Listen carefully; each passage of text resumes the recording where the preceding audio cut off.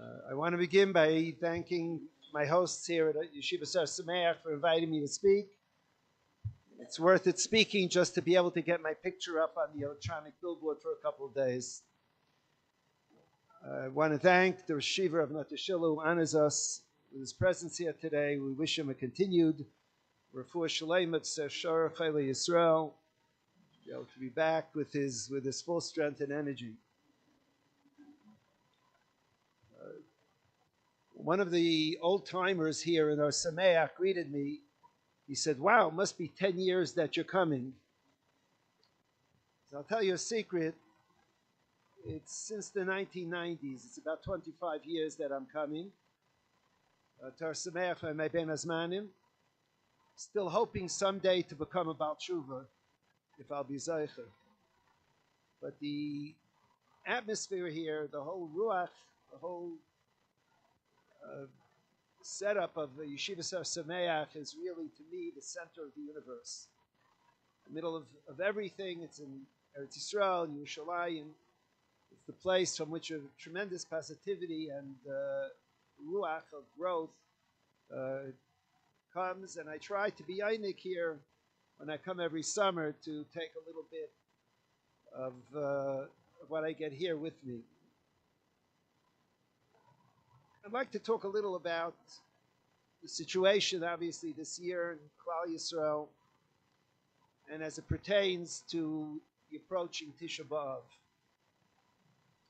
There's a Gemara in Ksubis on Daf Lamed. It's a very important Gemara. The Gemara talks about the word Osain. Yaakov Avinu was afraid to send Binyamin Pen Yikreu Osain. Osain means a tragedy. So the Gemara there says there are two types of tragedies. Osain bidei shamayim and osain bidei adam. Sometimes tragedies happen because people do it. And sometimes tragedies happen because from heaven it's decreed. So the Gemara says, what's in osain bidei shamayim and what's in osain bidei adam?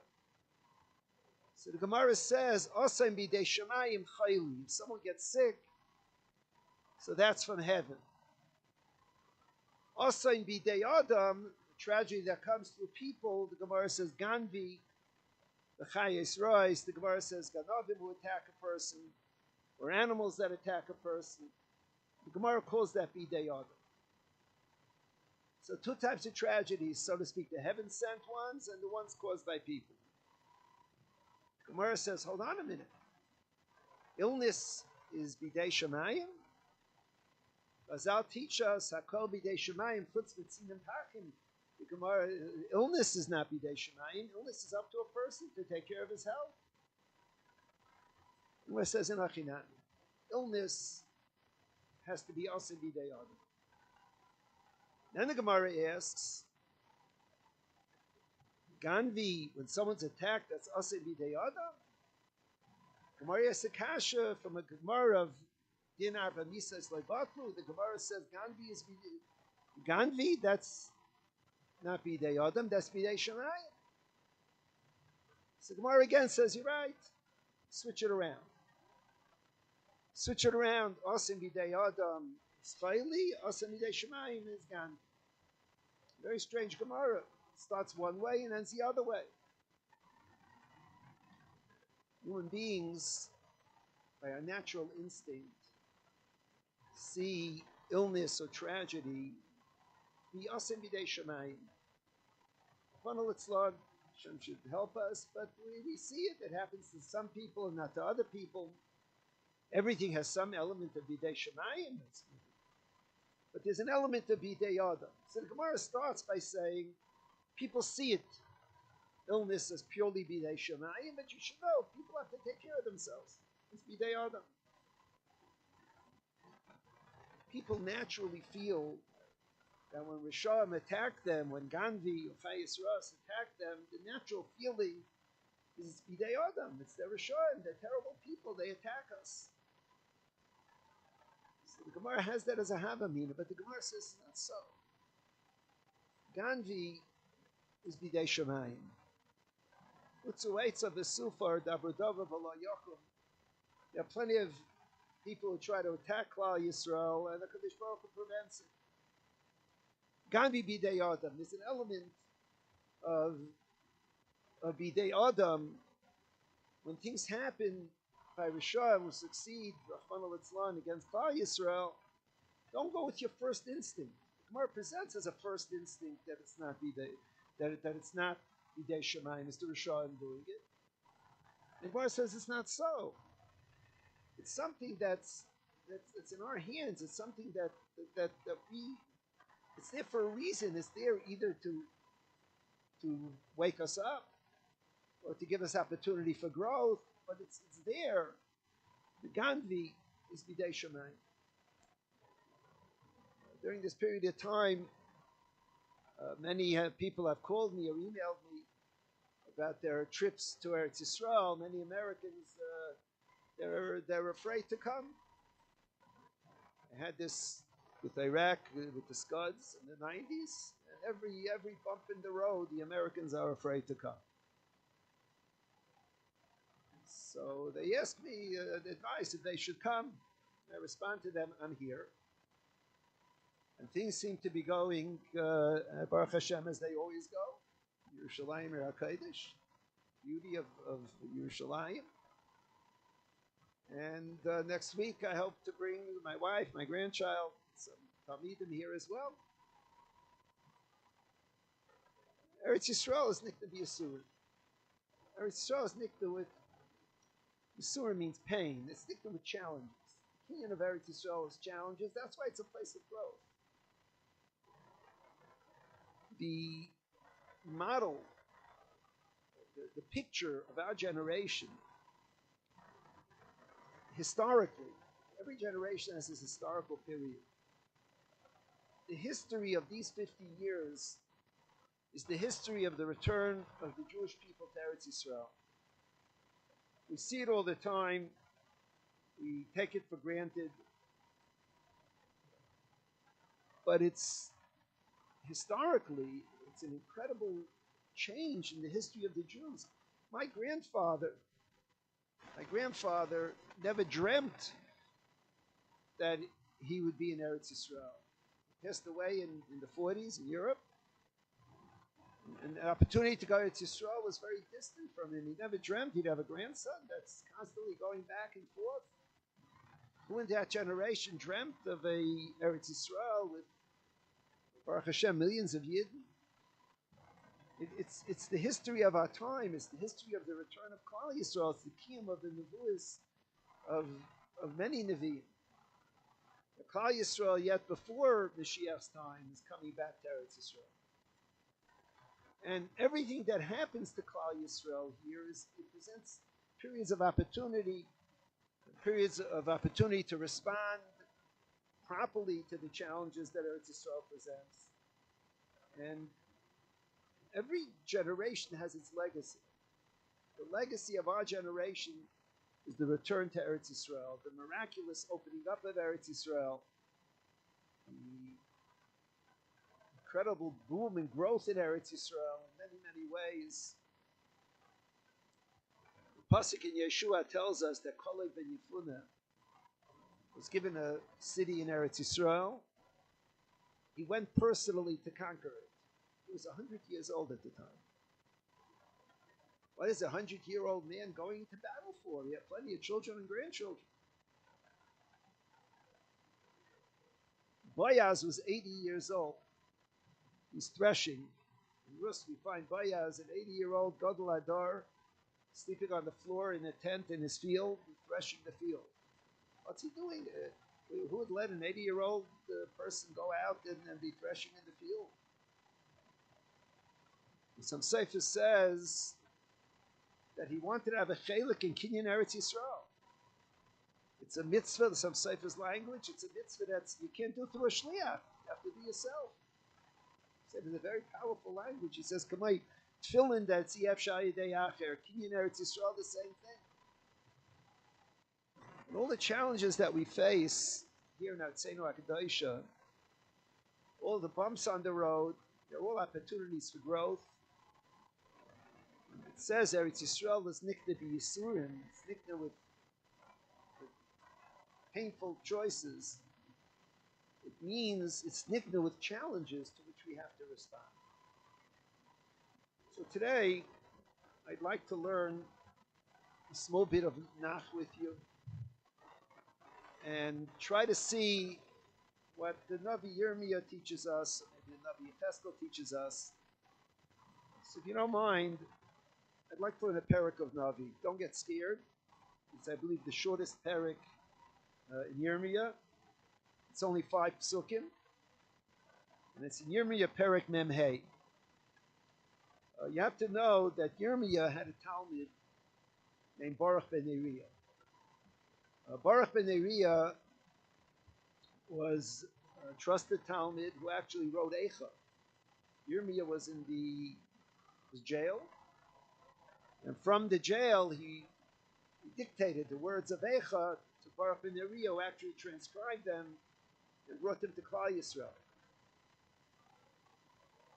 And Perek Mem Hey says the following: Adover shediba Yirmiyah hanavi al Baruch ben Neriah.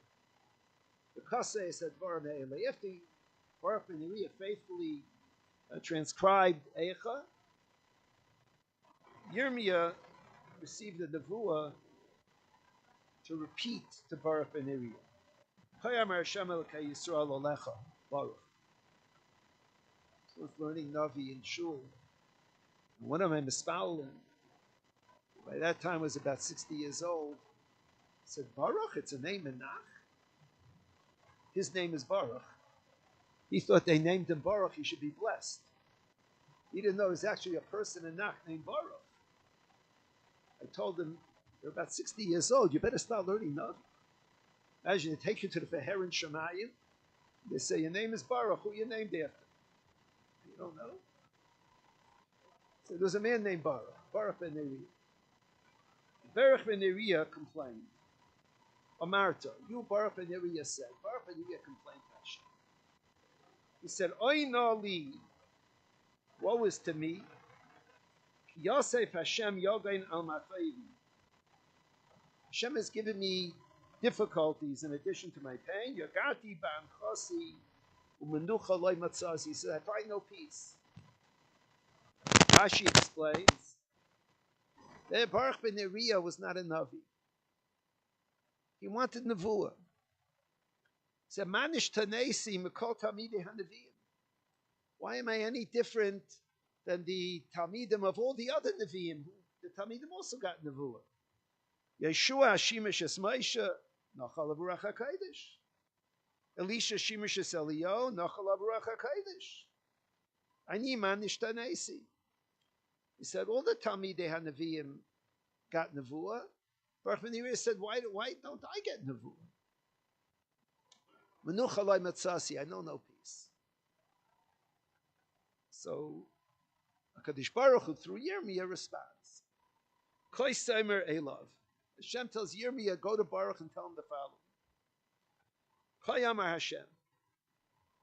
Hine anochi banisi, Hine asher banisi ani hayres.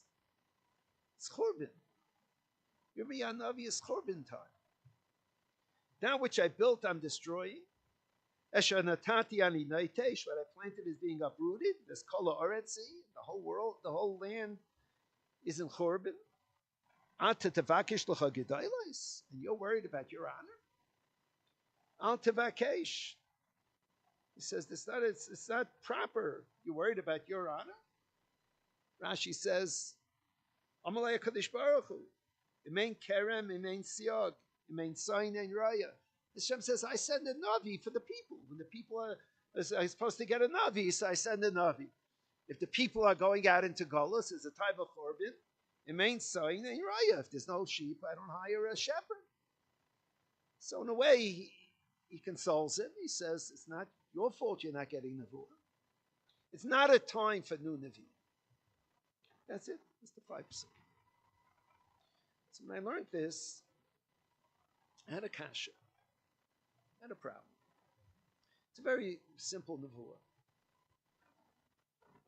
Baruch is told, you know why you're not becoming a Navi? Because it's not a time for new Nevi'im. However, It was at the same time that Yecheskel Hanavi got his first nevuah. Seems to be inconsistent. If you calculate the period in which Eicha was written, you go to Yecheskel, his first nevuah, it's the same time. So Yecheskel did become a Navi. And Hashem says, the Baruch Ben Neriah, it's not time for new Nevi'im. It's a problem. The Numa first is opening Yeshua on Yirmiyah. There are very few Svarim. Svarim explain Pshat. I looked here, I looked there. I tried to ask around a little bit. And the Kasha troubled me. Akash Baruch tells Baruch, it's not time for new Nevi'im. And then he turns around and he gives Yecheskel a Nevuah. So the Kasha bothered me for a while. Then I bumped into an answer. When I was learning Reb Tzaddik on Sukkos, the Pri Tzaddik on Sukkos, Reb Tzaddik HaKayin, he writes the following. He writes generally in dramatic language, and he says the following. He doesn't ask the question for Baruch Ben Neriah, but he talks about why Yecheskel got Nevuah. Listen to the incredible thing he says. This is the language of the Pri Tzaddik. He says, Kishayatzu legolus, holchu kulam b'mar nefesh. When they went out after the destruction, everybody was bitterly disappointed. They went out depressed. V'Yecheskel halach b'simcha rabba. So Yecheskel went b'simcha rabba. He went with great joy. He knew the potential that lay in Klal Yisrael in responding to the challenge of the Churban. He knew that Klal Yisrael would build. He is excited to be part of the Klal Yisrael that's building. Kadosh Baruch Hu said it's a time of Churban. I don't need new Nevi'im of Eicha. Nevi'im of Eicha we have, and Klal Yisrael didn't respond. A Navi like Yecheskel I need. Navi who comes with positivity in the face of challenge. Navi who comes with thoughts of rebuilding in the time of destruction. Navi who comes with a positive attitude. That's what I need. So a Baruch Ben Neriah Navi, it's not time. It's a time of destruction. But Yecheskel, a time of positivity. Shortly after I saw this, I have a friend his father passed away and left an old collection of old Torah journals. And he had given me a few, and he had opened up a Hamor journal, a Paradise journal. In the 1940s, United States.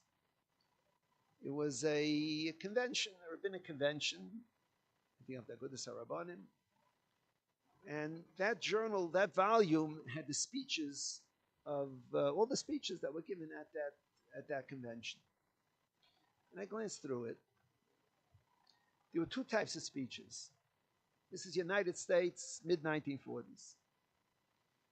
There were those who spoke in a very depressing attitude. He said the kashrus in America is not kashrus, the mikvahs in America are not mikvahs, and the children are going to public school, and they spoke about the tragedy of America, of intermarriage. There were a few who spoke positively. A few who spoke about the fact that we are beginning to put together yeshivas. We are beginning to have more people who are faithful to halacha. What I noticed, reading it 60 years later, the Rabbanim who spoke negatively are not names that I ever heard of. They may have been great people, tremendous Talmidei Chachamim,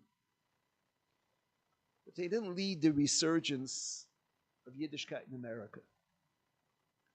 The ones whose names were familiar to me were the ones who spoke positively.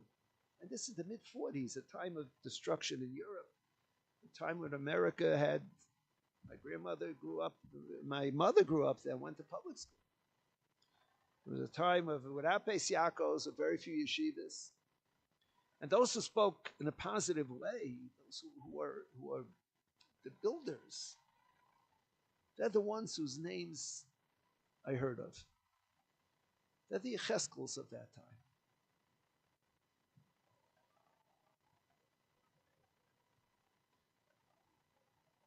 The person has to be positive. If a person doesn't have a positive attitude, he can't accomplish. It's that way for Klal Yisrael, it's that way in personal lives too. A person comes home at the end of the day, he has to go into his house. Your wife says, "How was your day?" The first thing has to be wonderful. But tell her about the car accident later. You have to walk in, you have to be positive. Some people, they come in and they, look, their wives are their closest friends, and they share with them all their griefs and all their, the fact that they had disappointments today. Is it any wonder that the wife doesn't look forward to them coming home at the end of the day? You know, imagine the cruelty if someone walks in. Imagine someone else will walk in and say to her, "Oh, your husband today, this went wrong, that went wrong." You'd be a cruel person. The husband walks in and he tells about all his disappointments. That's how you have a home, and a Yiddish shtub is a home that's focused on disappointment. Every day you've got to be positive. If you have to force yourself, force yourself. You have to make believe, make believe. That's why you have a ksuba. I was learning at home. A Talmud of mine was staying in the house. So he came over and he started telling me about his medical ailments. I was in the middle of learning. Maybe I was wrong, but I told him, "Listen, I'm not a doctor. What do you want me to do?" So he was taken aback. He said, "If your wife will complain, you would say the same thing?" I said, "No, my wife has a ksuba. I'm obligated to her. My wife, whatever she needs. You don't have a ksuba. You have a ksuba? No, right? But without positivity, nothing happens. I'll tell you a secret. When you talk to Klal Yisrael, you have to be positive. When you talk to friends, you have to be positive. When you talk to your family, you have to be positive. You talk to yourself, you have to be positive also. A person who's positive, who looks to be optimistic, even if he has to fake it out a little bit, it breeds a positivity in a person.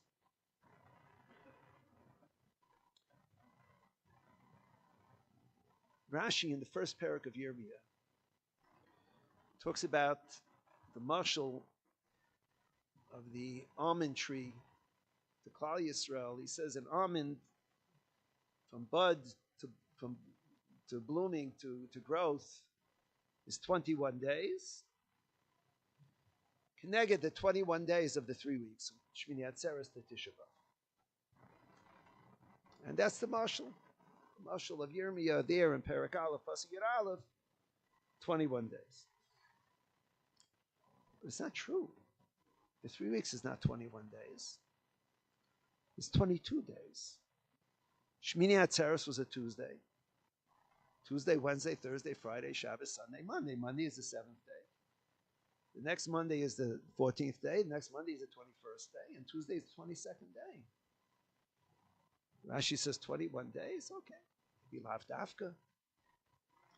But the Maral writes that the 21 days are keneged the days from Rosh Hashanah to Hoshana Rabbah, which are 21 days. But it's off. Tisha B'Av is day number 22. Maybe that Tisha B'Av is the day in which a person has to pick himself up and be a Yecheskel. He has to feel the pain and the tragedies of what's going on and have positivity towards what's going on in the future. The mixture of Tisha B'Av being a day of Mayed, what kind of Mayed? Fasting and sitting on the ground, but it's a Mayed. Skip takta.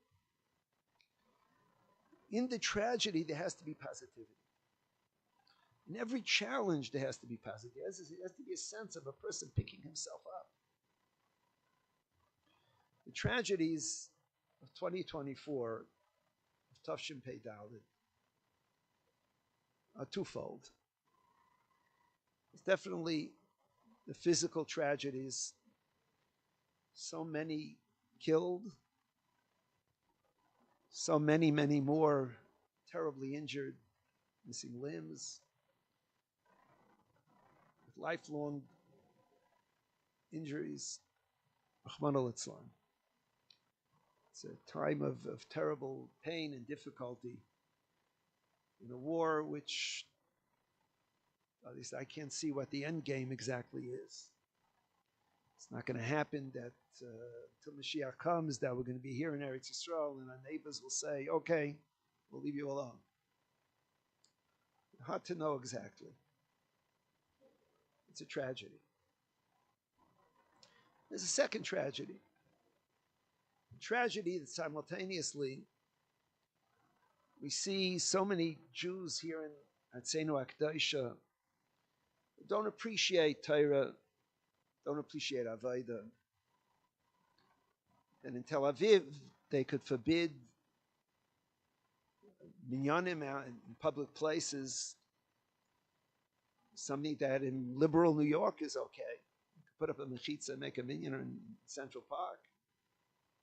I don't know why you'd want to, but it's legal. In Tel Aviv, it's not. The problem that after 75 years, they should start up with the drafts of yeshiva bachrim in the middle of a war. It's painful. It's mind-boggling. I told someone I grew up during Vietnam, and there was an exemption for yeshiva bachrim. I said, really? He said, yeah, divinity students in America are exempt. There are two responses. There are those who respond with rage, and anger, screaming, and protests. Whatever has to be done politically, I don't know. I'm not in the political world. But for us, it's the tsar, it's the pain. It's the challenge that we're in Eretz Yisrael. Eretz Yisrael nikna with Yisurim, many different types of challenges. The challenges of the physical, extraordinary physical sacrifices that are made. And then the challenges of becoming Avdei Hashem, of having a place that has a positive spin.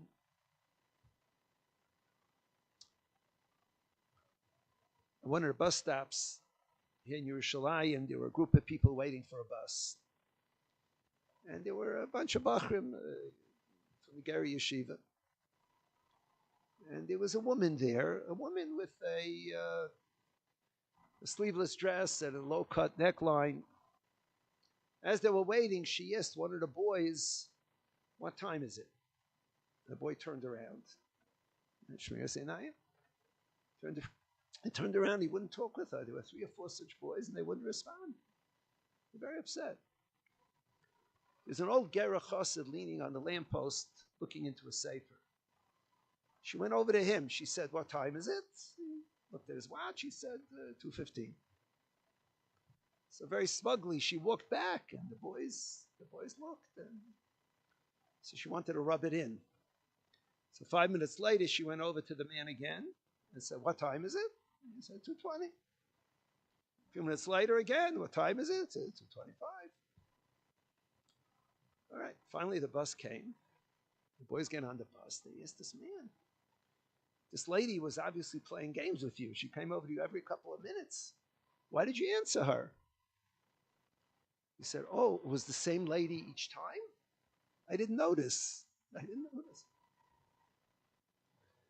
So you see, there are 2 ways to deal with people who are not religious. There's the rage and the anger. I don't think it brings people any closer to Yiddishkeit. And then there's the calm wisdom of Klal Yisrael, the calm reaching out to Klal Yisrael, the Darchei Nayim of Klal Yisrael.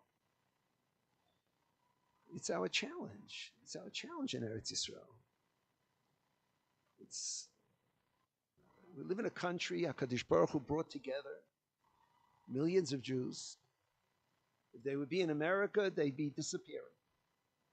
The establishment of the state of Israel, as great as it was for religious Jews, is a greater occurrence for irreligious Jews. Because in the other countries of the world, they'd be disappearing, Rahman al-Islam. They wouldn't know what the Yom Tovim are. They would know very little. Here, they know the alphabets. They know there are 3 holidays in a year. And the challenge of the beauty of Yiddishkeit, the challenge of trying to show the extraordinary accomplishments of from a Yidden, extraordinary sacrifices Jews make for each other, the Benam L'Chaveirei, the Tzedakah, the Chesed, the Chavershaft. I've had irreligious people who've come to a religious wedding, and just from the friendship of the yeshiva life, the way you see them, their warmth, their dancing, they're astounded just from that. Just from the extraordinary chavershaft that we have for each other. We have a lot to offer. The newspapers would like to portray all the negativity. But that's the Yecheskel of our time. The Yecheskel of our time is in a country with this friction.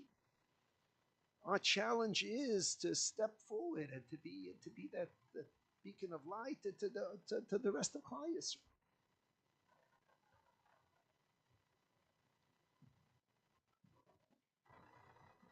Our Sameach is our Sameach because it's the most positive,